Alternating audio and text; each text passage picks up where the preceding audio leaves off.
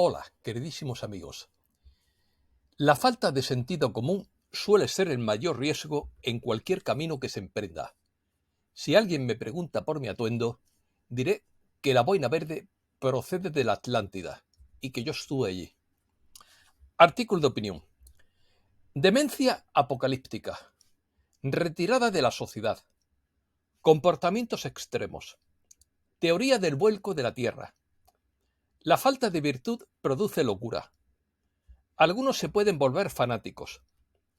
Proyecto Gran Evacuación Mundial. Rasgos de la espiritualidad moderna. El cuerpo de arcoíris en el budismo. El cuerpo de luz en la transfiguración. Vestiduras blancas de las bodas del Cordero. Dios escribe derecho con renglones torcidos. El eclecticismo es una escuela filosófica que concilia doctrinas. Hemiplegia moral en la división política de izquierdas y derechas. Comenzamos.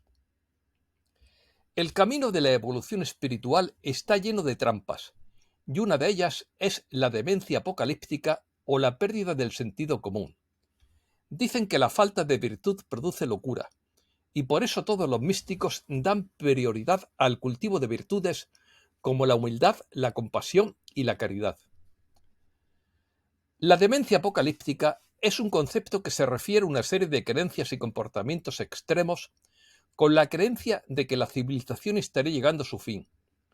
Esta creencia se basa en ideas escatológicas que son visiones sobre el fin del mundo. La locura del fin de los tiempos suele estar asociada con creencias en un evento catastrófico que daría lugar al colapso de la civilización, el juicio final o la destrucción del mundo actual.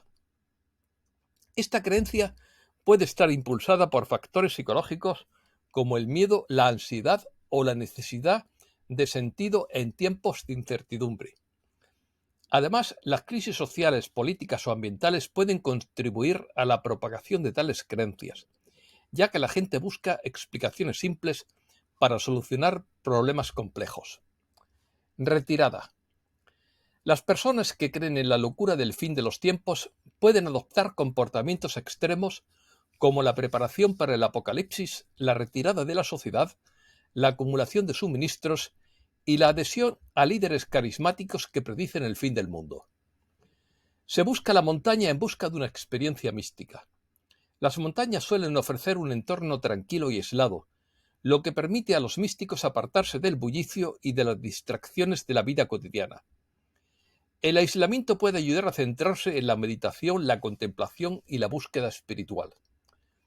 Muchos encuentran inspiración y conexión espiritual en la naturaleza. Las montañas pueden servir como recordatorio de la grandeza de la creación y de la presencia de lo divino en el mundo natural con su belleza y majestuosidad. Las montañas albergan a menudo monasterios, ermitas y otros lugares de retiro espiritual. El vuelco de la Tierra.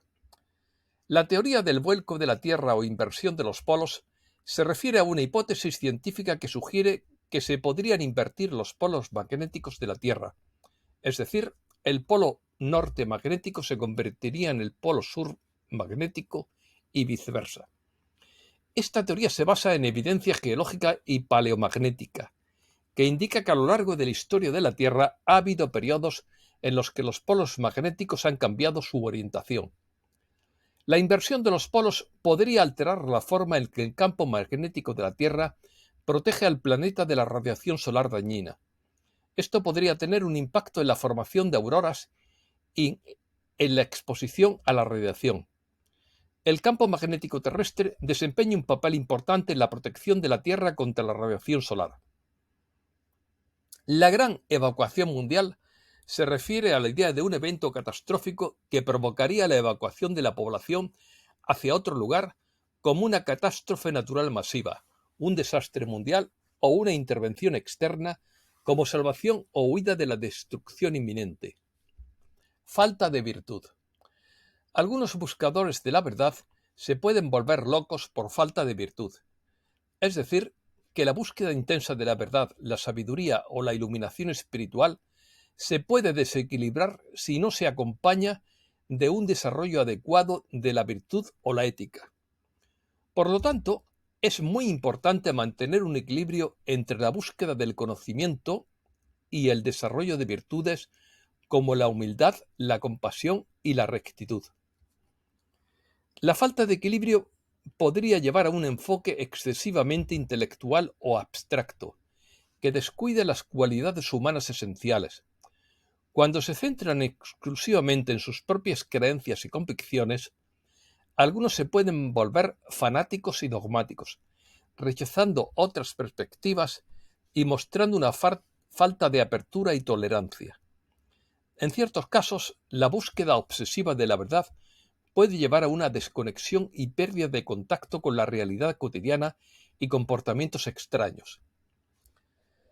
Renglones torcidos. Los renglones torcidos de Dios se refieren a una metáfora que sugiere la idea de que la vida o la realidad a veces pueden parecer desordenadas, confusas o fuera de lugar, de la misma manera que un renglón de escritura parece torcido o irregular. La expresión Dios escribe derecho con renglones torcidos es una metáfora que se utiliza para transmitir la idea de que a pesar de que las circunstancias pueden parecer caóticas, confusas o incomprensibles en un momento dado, al final todo se desarrollará según un plan divino o una orden superior que tiene un propósito y una lógica que no siempre son evidentes de inmediato. Esta expresión implica una especie de confianza en la providencia divina, sugiriendo que el destino tiene un plan superior para cada ser humano, aunque las vicisitudes de la vida parezcan incoherentes y desordenadas en el momento presente. La frase se usa para transmitir esperanza y optimismo en situaciones difíciles, alentando a la gente a confiar en que todo terminará saliendo bien o según lo planeado en última instancia, gracias a una fuerza superior divina. Estrategia.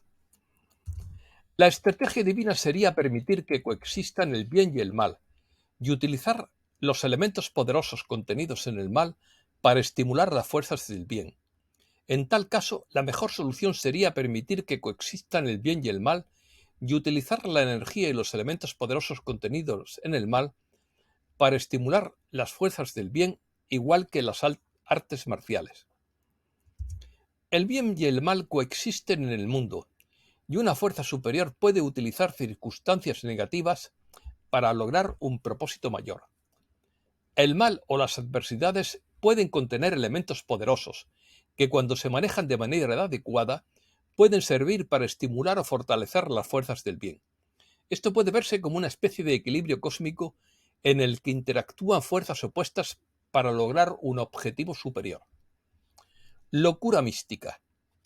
La locura mística se relaciona con experiencias místicas que son estados de conciencia intensamente trascendentales. Estas experiencias pueden incluir sentimientos de unión con lo divino, éxtasis espiritual, visiones profundas y una sensación de conexión con el universo o la realidad última. En la locura mística, las personas pueden sentir que han trascendido la realidad ordinaria y han accedido a dimensiones más profundas de la existencia. Esto se interpreta a veces como una pérdida de contacto con la realidad convencional.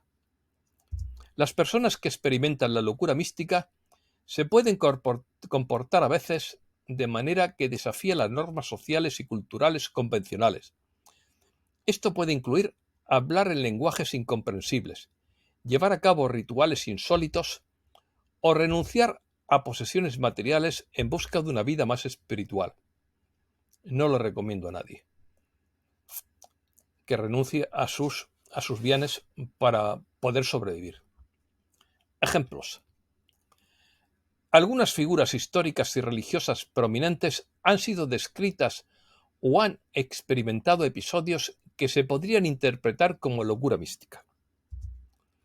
San Francisco de Asís, el fundador de la orden franciscana, experimentó visiones y estados de éxtasis que lo llevaron a vivir una vida de renuncia material y devoción extrema.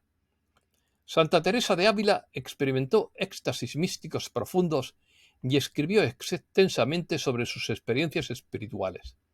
Rumi, el famoso poeta y místico sufí persa del siglo XIII, escribió poesía que refleja su profunda unión espiritual con lo divino y su búsqueda a través de la poesía y la danza.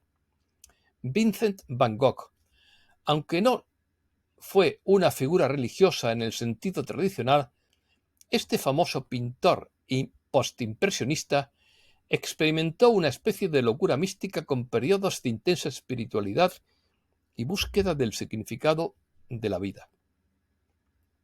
Espiritualidad moderna.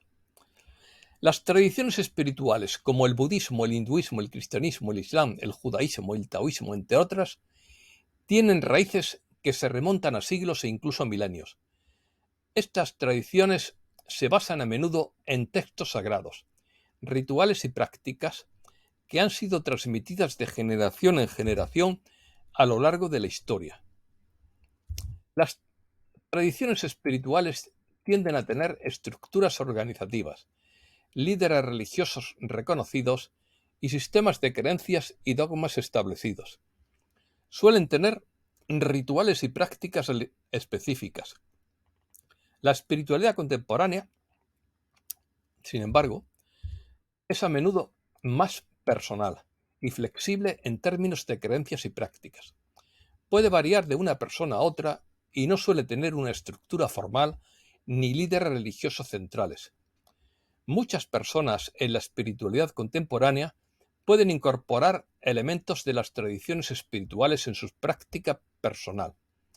Por ejemplo, pueden estudiar textos religiosos antiguos, adoptar técnicas de meditación específicas o asistir a enseñanzas de tradiciones.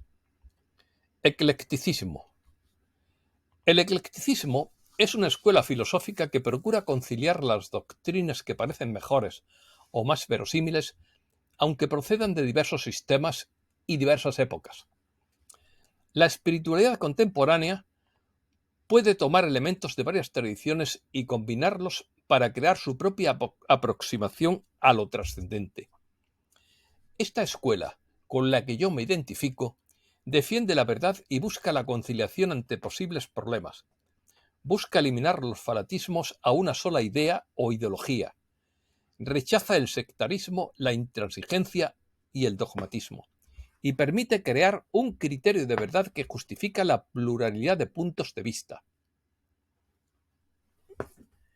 El eclecticismo se desarrolló en Grecia en el siglo II a.C., como forma de sintetizar y reunir y escoger los hallazgos, las principales ideas y criterios proporcionados por las diferentes doctrinas filosóficas de diferentes escuelas, pertenecientes a la filosofía clásica, como los presocráticos, Sócrates, Platón y Aristóteles.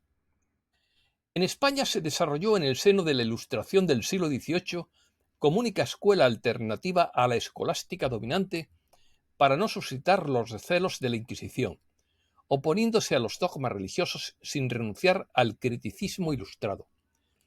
También Ortega y Gasset defendió el eclecticismo en términos ético-políticos cuando hablaba de la división de izquierdas y de derechas como una hemiplegia moral.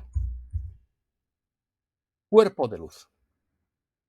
El término cuerpo de luz se utiliza en diversas tradiciones espirituales para referirse a un estado de existencia o conciencia superior en el cual un ser humano alcanza una percepción más elevada de sí mismo y del mundo. A medida que un ser avanza en su desarrollo espiritual, puede experimentar una transformación que trasciende la naturaleza física y material del cuerpo humano. En algunas tradiciones se habla de un cuerpo sutil o cuerpo energético que existe junto al cuerpo físico, que se considera más etéreo o ligero y que es la base de las experiencias místicas. En el yoga y el hinduismo se le conoce como el cuerpo de luz. También se habla de un cuerpo de luz como metáfora para describir un estado de conciencia elevado, porque los que han alcanzado un grado de iluminación sienten una sensación de luz interior que los llena de amor, comprensión y sabiduría. Cuerpo de arcoíris. En la tradición budista tibetana, el cuerpo de arcoíris se refiere a un concepto avanzado y espiritual que se asocia con la realización espiritual. y la transformación de un maestro o un practicante avanzado, se cree que aquellos que han alcanzado un alto nivel de realización pueden manifestar un cuerpo de arco iris o halu en tibetano. Este concepto está relacionado con la idea de que los practicantes pueden purificar sus oscuridades mentales y físicas a través de la meditación y la práctica, lo que les permite experimentar una transformación profunda. Como resultado de ello, el cuerpo físico se puede volver más sutil y transparente y hasta disolverse en luz a la hora de la muerte, lo que se describe como la manifestación de un arco iris que aparece sobre el cuerpo desaparecido. Este cuerpo se considera una manifestación de la iluminación espiritual y se cree que es un signo de realización avanzada. Vestiduras blancas. La referencia a las vestiduras blancas de las bodas del Cordero procede del libro Apocalipsis, específicamente del capítulo 19, versículo 8. En este pasaje se describe una escena en la que la esposa del Cordero, que representa el pueblo divino, se ha vestido con linos finos y limpios y resplandecientes, que se interpreta como vestiduras blancas. Estas vestiduras se asocian con la pureza, la santidad y la justicia, que simbolizan la redención y la limpieza espiritual que se obtiene mediante la fe. Las bodas del Cordero mencionadas en este pasaje se interpretan generalmente como la unión espiritual entre Cristo y su pueblo, que se representa como un banquete de bodas en la tradición bíblica. En este contexto, las vestiduras son un símbolo de la pureza blanca y la preparación espiritual para unirse a Dios en la eternidad. Esto es todo y muchísimas gracias, queridísimos amigos.